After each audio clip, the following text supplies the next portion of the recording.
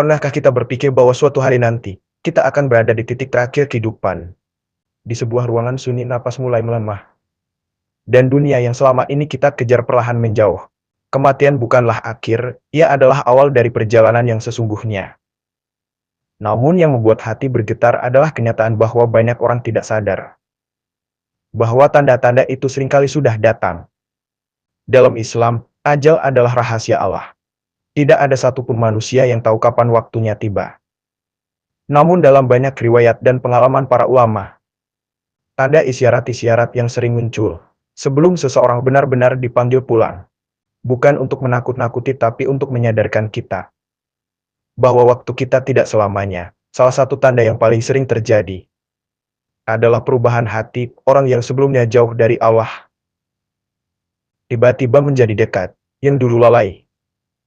Mulai rajin sholat, mulai menangis dalam doa. Mulai memohon ampun dengan sungguh-sungguh. Seolah-olah hatinya dipanggil kembali. Ada juga yang tiba-tiba ingin memperbaiki hubungan. Meminta maaf kepada orang tua, menghubungi teman lama. Bahkan melunasi hutang yang selama ini tertunda. Seakan ada bisikan halus yang mengatakan, waktumu tidak lama lagi. Lalu ketika sakaratul maut mulai mendekat, tubuh mulai memberi tanda. Napas menjadi berat. Tidak teratur seperti ada beban yang tak terlihat. Pandangan mulai kosong, mata terkadang menatap ke atas. Seakan melihat sesuatu yang tidak bisa kita lihat. Tubuh perlahan dingin dimulai dari kaki lalu naik ke atas. Di momen itu tidak ada lagi harta yang bisa menolong. Tidak ada jabatan yang bisa menyelamatkan.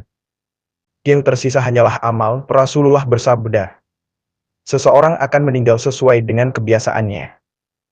Bayangkan jika seseorang terbiasa dengan zikir, lalu ia meninggal dalam keadaan menyebut nama Allah.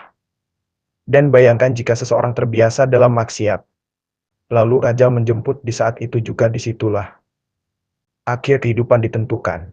Ada orang yang wafat dengan wajah tenang, bahkan tersenyum, dan ada pula yang pergi dengan ketakutan yang dalam.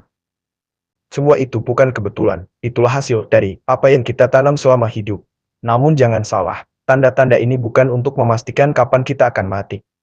Karena bisa jadi seseorang sehat hari ini, dan esok sudah tiada. Justru inilah peringatan untuk kita semua, bahwa kematian bisa datang kapan saja. Tanpa pemberitahuan, tanpa menunggu kesiapan kita. Lalu pertanyaannya sekarang, kalau malam ini adalah malam terakhir kita, apakah kita sudah siap? Apakah sholat kita sudah benar? Apakah dosa-dosa kita sudah kita sesali? Apakah hati kita sudah benar-benar kembali kepada Allah? Atau kita masih menunda taubat seolah-olah kita punya waktu selamanya?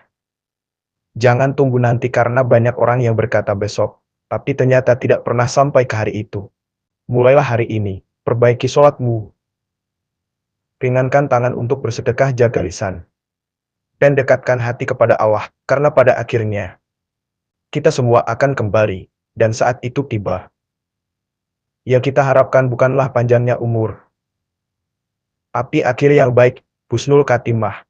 Semoga kita semua termasuk orang-orang yang diwafatkan dalam keadaan terbaik di sisi Allah. Amin.